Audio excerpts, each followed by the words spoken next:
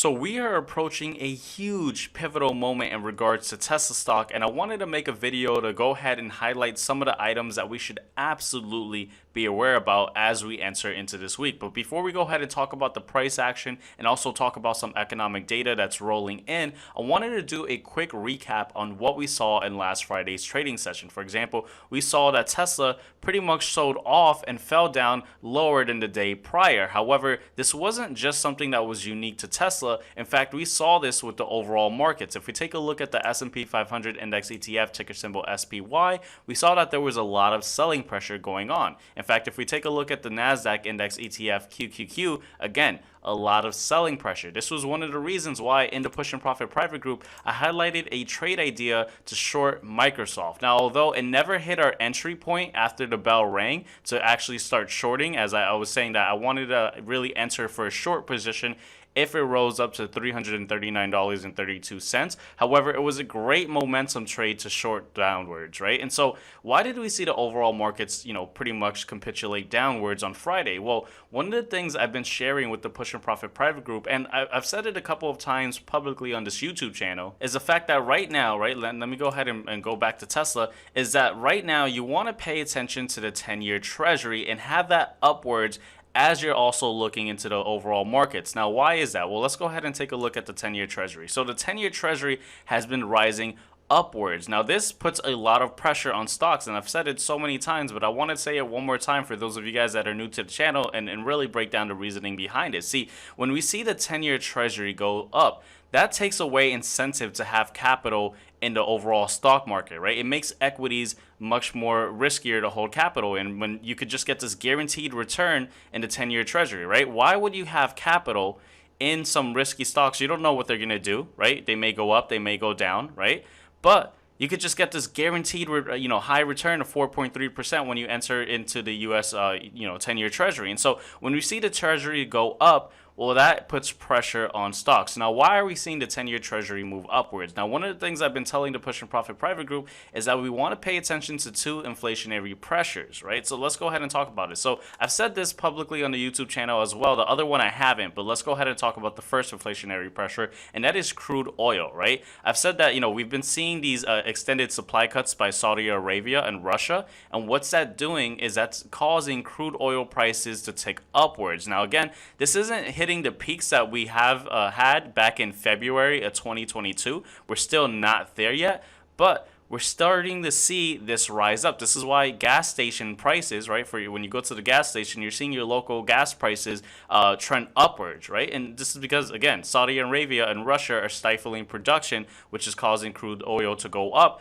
which is why we are seeing headline inflation trickle upwards, right? Now, we're seeing this divergence where we're seeing core inflation actually still manage to go down a bit, but headline inflation is tricking upwards, and this is bad, right? This is an inflationary pressure. But something I haven't shared with the public YouTube channel is that also we want to pay attention to the United States dollar. Now, I've said this with the Push and Profit private group, but I want to go ahead and share this with you guys. So why do we want to look at the United States dollar? Well, if the dollar starts trending downwards, well, that is an inflationary pressure. Think about it. Your dollar is getting weaker, right? And what we're seeing is that we're at this pivotal moment where it's somewhat like a resistant for the dollar. And so if we start to see the dollar pretty much get rejected over here, well, again, that's going to cause some inflationary pressures. Now, I'm not someone that, I don't trade oil, I don't trade Forex, so I don't trade currencies or anything like that. But I still keep an eye on these other factors simply because it has, everything in the market is interconnected, right? It's not just one simple thing looking at the charts and looking at fundamentals. Everything is connected, which is why you want to have a holistic approach. And this is why you want to pay attention to everything because it all ties together. Now, what do we want to know for Tesla going into this week? Well, let's talk about Tesla from a few points and look at it from a technical perspective. So one thing that we're looking and seeing with Tesla is that it's actually trending up higher closer to this descending trend line. Now, this has been a trend line that has been very prominent for a while now, where we've seen Tesla get rejected at this trend line quite a few times, right? And so the reason why I say it's a very pivotal moment for Tesla is because if we do break above this trend line, well, that highlights that we are entering into a new trend. If we break above it, that means that we're breaking this downtrend and entering into a uptrend. And so every time we get close to these levels, it's something that you want to pay attention to. Now, again, we could still get rejected, However, if we do break above, that's really good news for Tesla. But what are some things that can influence Tesla either getting rejected or breaking above? Well, there's a couple of catalysts, right? So the first one would be, and this is not as big as the next one I'm going to mention, but the first one is that we heard Elon Musk in previous earning calls mention that the Cybertruck is expected to get delivered in the late September, right?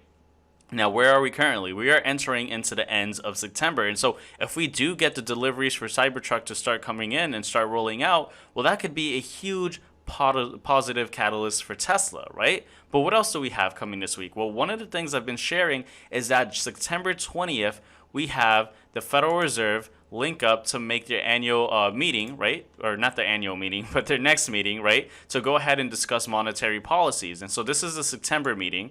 And the idea is that they're either going to pause, hike, or cut. Now, one of the things I've shared for a while is that it's most likely that the Federal Reserve is going to pause because right now there's still not sufficient data to really justify any action as far as cutting or really hiking. Now, I believe that honestly they should start cutting very soon because if not, it's going to have a ripple effect into the economy. A lot of people believe that once they start cutting, well, everything's going to be great, but it takes time for these effects in monetary policy to really take action, right? But with that said, one of the things we've also seen is that, hey, the overall market now is starting to predict a 98% chance that the Fed is going to pause in September. And so this is good. This is going to be seen as a bullish catalyst event if the Fed does pause. However, it's not just as simple as just looking at what they do. Are they going to pause? Are they going to hike? Are they going to cut? There's a lot of nuance into what they actually say after they make the decision. Now, this meeting is actually very special and unique because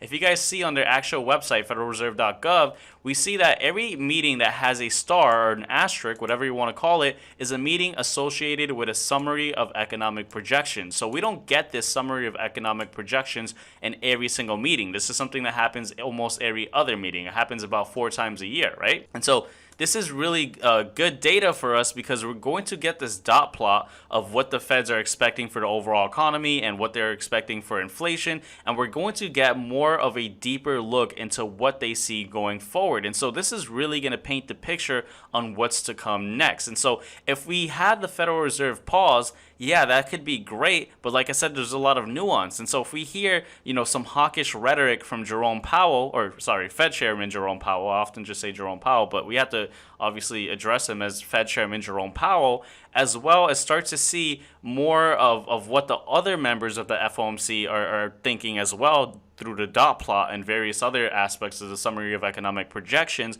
Well, that could seem as bearish for the markets, right? And again, I know it's conflicting. You could have them pausing, which is bullish, but you really want to pay attention to what they end up saying, right? And so that's happening September 20th. Now, September 20th, we also have some notable earnings as well as FedEx. One of the things I mentioned in this week's Push and Profit, weekly market insights, which is a free market insight that I do every single Sunday. By the way, make sure to check out the link in the comment section below because I'm going to have it pinned up, where every single Sunday I send out an email talking about things that we want to be aware of. And one of the things I've highlighted in that email is that, hey, FedEx is a company where you want to go ahead and see how they do under earnings simply because it's like a barometer of what is happening in the overall markets. Why? Well, we know that FedEx makes their income, or a majority of their income, from delivering packages and distributing, things across the country and also globally, right? And so if we start seeing that sales are going down, right, there's less e-commerce, supplying for the need to go ahead and ship packages. Well, that's going to look as a downward pressure for the overall markets, right? It's a barometer to really see what's actually going on. And so that's something that's also happening after the bell for September 20th. So we have a lot of stuff happening in the middle of the week. We had the Federal Reserve announcing their decision on monetary policy. We're also going to get the summary of economic projections, and we're also going to hear the speech from Fed Chairman Jerome Powell, as well as the earnings for FedEx after the close. So this is a week that's going to shape the overall markets, right? And so this is why we're seeing Tesla teeter at this edge over here. And again, I don't have a crystal ball. One of the things I often say is that you just want to be data dependent and really just move accordingly. That's one of the benefits of being a retail investor or a real retail trader, is the fact that we're able to be agile, right? We're able to really adjust our positions versus, a fund, right? A lot of these institutions, when you're managing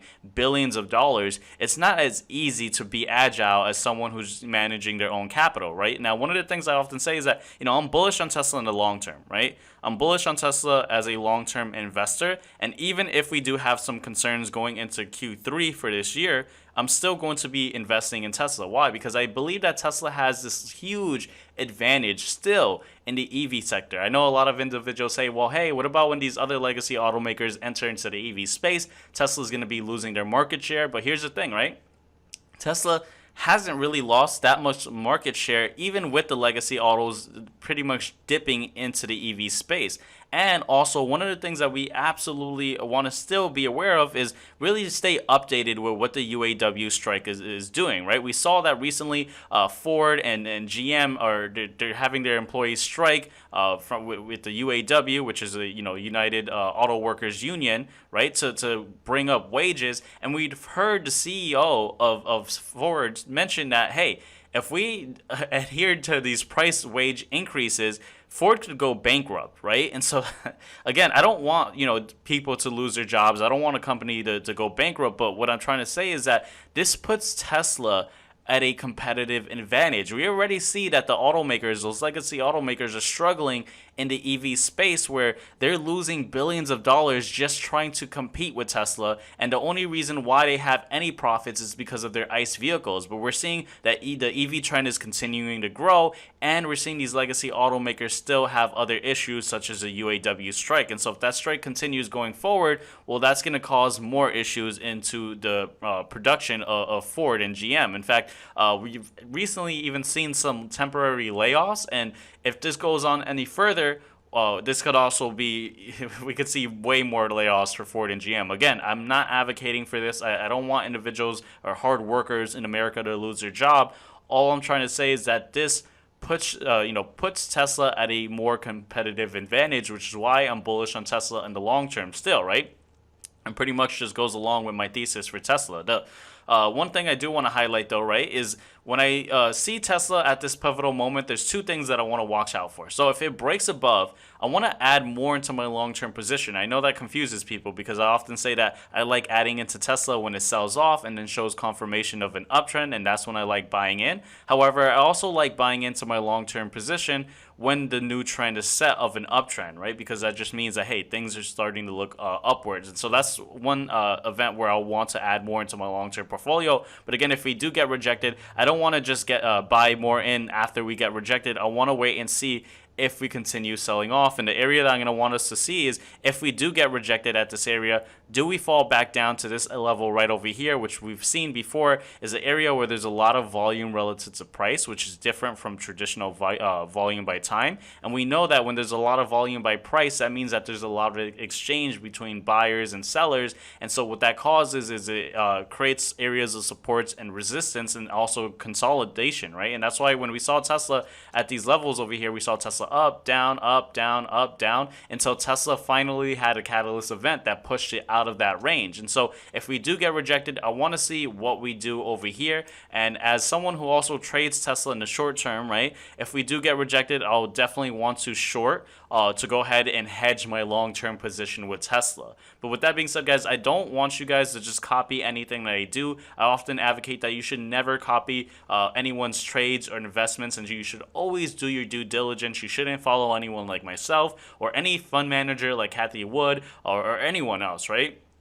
I often highlight that, especially these fund managers, because they play by a different rule book, where we often see Kathy Wood, who's very bullish on Tesla, share a tremendous millions of dollars, right, worth of shares for Tesla, and simply because these fund managers play a different game, right? They have certain rules where they can't have too much of a holding, right, make up their, or they can't have a position make up too much of their holding for the overall ETF, as this is something that puts investors, everyday investors, at risk, right? So they actually have rules that they have to adhere to, and that's why even if you see Kathy Wood bullish, she's selling Tesla, which is why you can't follow her or any other fund manager exactly, because they're, again, playing by different rules. But you shouldn't also just follow me or anyone else that you know personally, as you want to go ahead and only invest and trade in what you see value in. But with that said, guys, I want to keep this video right over here, and there's no need to make it any much more longer. With that said, make sure to watch this next video right over here where I break down the 3 stages of a reversal. It's definitely a great video,